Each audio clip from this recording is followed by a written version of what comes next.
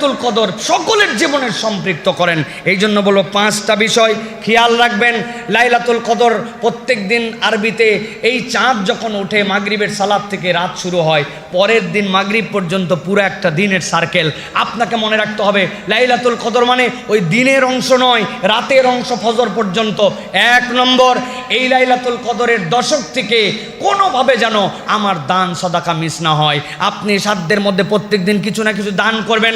আপনার স্ত্রীকে, আপনার বাড়ির ফ্যামিলি মেম্বারদেরকে দান করাবেন। প্রত্যেক দিন মিসকিন না থাকতে পারেন, বাড়ির মধ্যে একটা সাদাকা বক্স প্রয়োজনে বানায় রাখবেন যে লাইলাতুল কদরের রাত আসছে, আমি 10, 20, 50 টাকা ওখানে ফেলি নাই, লোক পাই নাই, কিন্তু তাই বলে দান যেন মিস না হয়। আপনি দানের নিয়তে রেখে দিয়েছেন।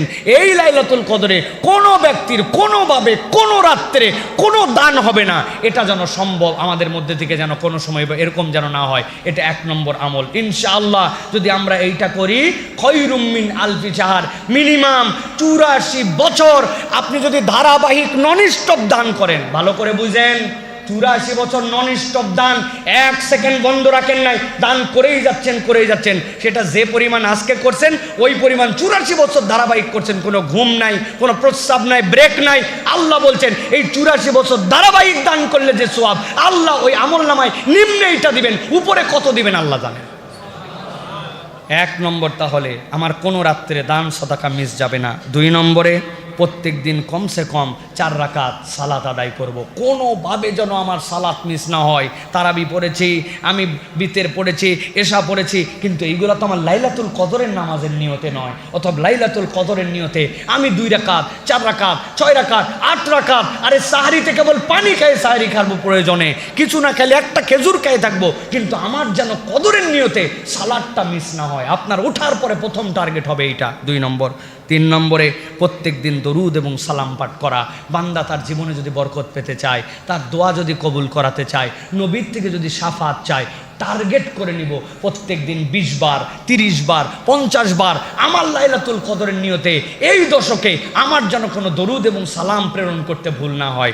4 নম্বরে, প্রত্যেক দিন কিছু না কিছু আপনি তেলাওয়াত করবেন। যে কয়দিন লাইলাতুল কদর পাবো, আমার মোবাইলের মধ্যে থেকে কোরআন শরীফ পড়া, অথবা আমি মাসহাব দেখে কোরআন শরীফ পড়া, কিছু নাই, কিন্তু লাইলাতুল কদরের নিয়তে উঠি না এশার নামাজের পরে, আলাম তারা থেকে সূরা নাস পর্যন্ত আমার মুখস্থ আছে। লাইলাতুল কদরের নিয়তে ওই রাত্রে আমি 10টা সূরা, 2টা সূরা যতটুকু পারি, কিন্তু কোরআন তেলাওয়াত যেন আমার মিস না হয়। 5 নম্বরে যেটা বলবো প্রিয় ভাইয়েরা, প্রত্যেক দিন আমার একটা দোয়া করতে হবে। নবী করিম সাল্লাল্লাহু আলাইহি ওয়াসাল্লাম যে দোয়া শিখিয়েছেন, হযরত আয়েশা সিদ্দিকা রাদিয়াল্লাহু তাআলা আনহা থেকে যে দোয়াটি বর্ণিত হয়েছে, এই দোয়া মুখস্থ করে আমাকে প্রত্যেক দিন করতে হবে। আল্লাহুম্মা ইন্নাকা আফুন তুহিব্বুল আফওয়া ফাআফু আন্নি, আল্লাহুম্মা ইন্নাকা আফুন তুহিব্বুল আফওয়া ফাআফু আন্নি। হে আল্লাহ, তুমি ক্ষমাকারী, ক্ষমা করা পছন্দ করো, আমাকে তুমি ক্ষমা করে দাও। এটা যেন মিস না হয়। আজকে যে বাড়িতে দরজার সামনে লাগাবেন, আজকে যে ডাইনিং টেবিলের নিচে দিবেন, আজকে যে আপনার ফ্রিজের গায়ের মধ্যে বাংলা উচ্চারণ নেট থেকে দেখে বলে লিখবেন, যেখানে চোখে পড়বে আপনার জন্য এই দোয়া মিস না হয়। আর লাইলাতুল কদর পাওয়ার জন্য সর্বশ্রেষ্ঠ আমল হচ্ছে আপনার আমার জন্য এতেকাফ করা। যেই বান্দা এতেকাফে আল্লাহর ঘরে ঢোকে, ওই বান্দার লাইলাতুল কদর মিস হওয়ার কোনো চান্স নাই। সকলের মিস হয়ে যেতে পারে, ওই তো আসেই সবসময় এতেকাফে।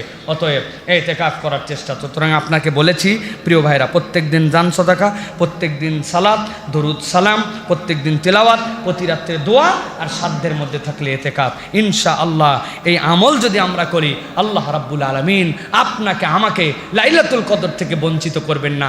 আল্লাহ দেওয়ার জন্যই এটা দিয়েছেন। শুধু আল্লাহ দেখতে চান আমার বান্দা একটু প্রচেষ্টা করতেছে কিনা। প্রচেষ্টা যদি করি ইনশাআল্লাহ পেয়ে যাব। আল্লাহ যেন আমাদেরকে তৌফিক দান করেন। আমাদের কাছে জিজ্ঞাসা করে, হুজুর লাইলাতুল কদরের রাত কবে? লাইলাতুল কদরের জন্য আমাদের প্র্যাকটিস কী হবে, আমল কী হবে? প্রিয় ভাইয়েরা, খুব আশ্চর্য লাগে এই বাংলাদেশে একটা বিষয়। নবী করিম সাল্লাল্লাহু আলাইহি ওয়াসাল্লাম থেকে যে হাদিসগুলো এসেছে, সেই হাদিসের অন্যতম একটা হাদিস হচ্ছে, নবীজি বলছেন, মান কানা মুলতামিসাহা ফালিয়ালতামিসাহা ফিল আশরিল আওয়াখির। কেউ যদি রমাদানে লাইলাতুল কদর খুঁজতে চায়, সে যেন রমাদানের শেষ দশকে লাইলাতুল কদর খোঁজে। নবীজি বলছেন, যদি তুমি পারোই না, একদম দুর্বল, ফালা ইয়াগলাবান্না আলা সাবইল বাওয়াকি, সে যেন কখনো শেষ 7 দিন বাদ না দেয়। নবী করিম সাল্লাল্লাহু আলাইহি ওয়াসাল্লাম এরপরে বলছেন, যদি একান্তই না পারে ফালতামিসুহা ফিল আশরিল আওয়াখির ফিল বিতর, তাহলে শেষ দশকের বেজোর রাতগুলোতে যেন সে মিস না করে। নবীজি এরপরে বললেন, আমাকে লাইলাতুল কদর দেখানো হয়েছিল, এরপর আমাকে ভুলিয়ে দেওয়া হয়েছে। আল্লাহর নবী বললেন শেষ দশক, আল্লাহ নবী বললেন শেষ 7 দিন, আল্লাহ নবী বললেন শেষ বেজোরের রাতগুলি, এরপরে বললেন আমাকে ভুলানো হয়েছে। আর বাঙালির প্রতি মনে হয় ওহি আসছে, আইসে মনে হচ্ছে আল্লাহর নবী ভুলে গেলেও আমরা জাইনে ফেলছি একমাত্র লাইলাতুল কদরের রাত কোন রাত সবাই তো জানি, আমরা দেখি, তাহলে আমরা কেউ ভুলি নাই। প্রিয় ভাইয়েরা এইরকম করলে হবে না প্রিয় ভাইয়েরা, বরং এই শেষ দশকটা পুরোটাই আমাদেরকে মূল্যায়ন করার জন্য চেষ্টা করতে হবে প্রিয় ভাইয়েরা। আল্লাহ যেন আমাদেরকে এইগুলি আমল করার তৌফিক দান করেন। জিজ্ঞাসা আপনারা অনেকেই করেন, লাইলাতুল কদরের জন্য কি আমল করব, লাইলাতুল কদরের নামাজটা কিভাবে পড়ব? ভালো করে জেনে রাখেন, এই একটা হাদিস নবী করিম সাল্লাল্লাহু আলাইহি ওয়াসাল্লাম বলেছেন, মান কামা লাইলাতুল কদরি ঈমানান ওয়া ইহতিসাবান গুফিরা লাহু মা তাকাদ্দামা মিন জামবি। এই একটা রাত উদ্দেশ্য করে আল্লাহর নবী আলাদা সালাতের কথা বলেছেন। কেউ যদি এই সালাত আদায় করে তার অতীতের সকল গুনাহ খাতা আল্লাহ মাফ করে দিবেন। সুবহানাল্লাহ। এখন কোন সূরা দিয়ে পড়ব? কোনো সূরা নির্ধারিত নাই যে আপনাকে সূরা ফাতিহার পরে এরপরে ইন্না আনজালনাহু ফি লাইলাতুল কদর 10 বার পড়তে হবে, ইখলাস 10 বার পড়তে হবে, না। আপনি লাইলাতুল কদরের নিয়তে আপনি যে সূরাগুলি জানেন ওই সূরা দিয়ে আপনি সালাত আদায় করবেন, কিন্তু আপনার যেন এই সালাত মিস না হয়। এটা নিয়ত কি হবে ভাই? নাওয়াইতুয়ান উসাল্লিয়া লিল্লাহি তাআলা রাকাতাই সালাতিল কদরে, নাকি ভাই? অনেকে বলে ভাই আমি কেমনে লাইলাতুল কদরের নামাজ পড়বেন, তো নিয়ত জানলাম না ভাই। আপনার ইন্টেনশনটাই আপনার নিয়ত ভাই। আলাদা করে মুখে পড়া বা এটা মুখস্থ করা এটা আপনার জন্য জরুরি নয়, বরং আপনি লাইলাতুল কদরের নিয়তে সালাত আদায় করছেন, এরকম করে আপনি সালাত আদায় করবেন। তাহলে লাইলাতুল কদর আমরা কবে খুঁজব? প্রথমে বলেন শেষ দশকে, এরপরে শেষ 7 দিন, যদি না পারে বেজর রাতগুলো যেন মিস না হয়। আল্লাহ যেন আমাদের লাইলাতুল কদর অনুসন্ধান করে লাইলাতুল কদরের সালাত আদায় করার তৌফিক দান করেন। রমাদানের শেষ 10 দিন কি আমল বেশি বেশি করব? প্রিয় ভাইয়েরা, রমাদানের শেষ দশকটার মধ্যে আমরা আমল যেগুলি করব, এর মধ্যে 3টা আমলে ফোকাস বেশি করব। একটা হচ্ছে আল্লাহর জন্য দান সদাকা করার চেষ্টা করা, 2 নম্বর দোয়া বেশি বেশি করা, আর 3 নম্বর অতিরিক্ত কোনো ইবাদত যেটা আমি অন্য সময় করি না এই সময় করার জন্য চেষ্টা করব। এটা আমি আপনার জন্য বলতে পারবো না, আপনি অতিরিক্ত ইবাদত হিসেবে কোনটাকে নেবেন, যেটা আগে আপনার নাই সেটা। আপনার যদি কোরআন তেলাওয়াত কম থাকে আপনি কোরআন তেলাওয়াত বেশি করবেন, নফল নামাজ পড়ার কোনো অভ্যাসই নাই আপনি নফল নামাজ বেশি করবেন, আপনার যেটাতে আল্লাহকে খুশি করা যায় এটা করবেন।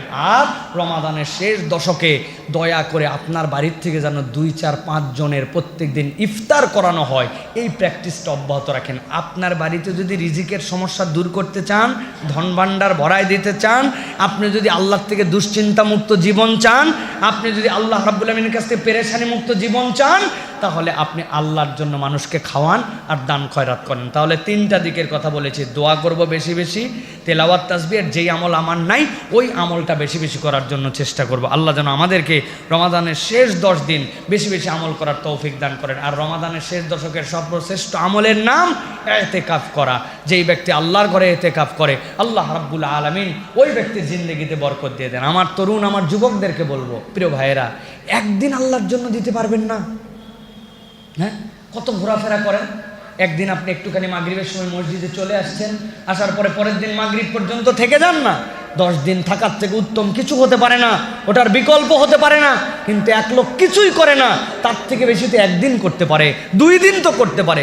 কত মুরব্বী মহিলায় আছে, কোনো কাম নাই, আসরের পরের থেকে টাওয়ারের গোড়ায় যায় হা করে গাড়ি গোনে, কিন্তু মসজিদের মধ্যে আসে না। আল্লাহর জন্য ইতিকাফ জীবনে একদিন করলো না আমার ভাইয়েরা। এই জন্য আমি বলবো, বন্ধু বান্ধবকে সাই সুই দাও, দোস্ত 3 দিনের জন্য এবারে ইতিকাফ করবো, রেডি হ, ব্যাগ বোসকা নিয়ে চলে আসবেন।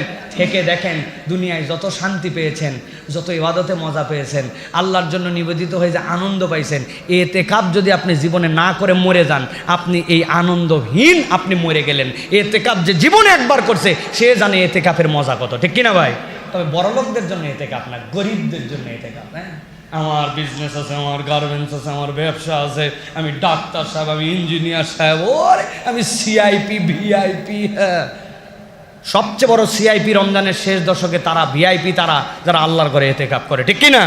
ও যাই হোক না কেন, ওর থেকে বড় ভিআইপি আল্লাহর দুনিয়ায় নাই। নবী করিম সাল্লাল্লাহু আলাইহি ওয়াসাল্লাম রমজানের শেষ দশকে কোনোদিন এতেকাফ ছাড়ে নাই, আর উনি উনার লাইফে জীবনে কোনোদিন এতেকাফ করে নাই। ওরে কি মিল না নবীজির সাথে আমাদের, কল্পনার বাইরে মিল আমাদের। আমি হুজুর ওয়াইজ বক্তা, আমার জুমা আছে, এ আছে, ও আছে, আমি হুজুরে এতেকাফ থাকি না, আছে কি না ভাই? এই জন্য আমাদেরকে এতেকাফ রমাদানের শেষ দশকে অত্যন্ত গুরুত্বপূর্ণ, এটা আমল করার চেষ্টা করতে হবে।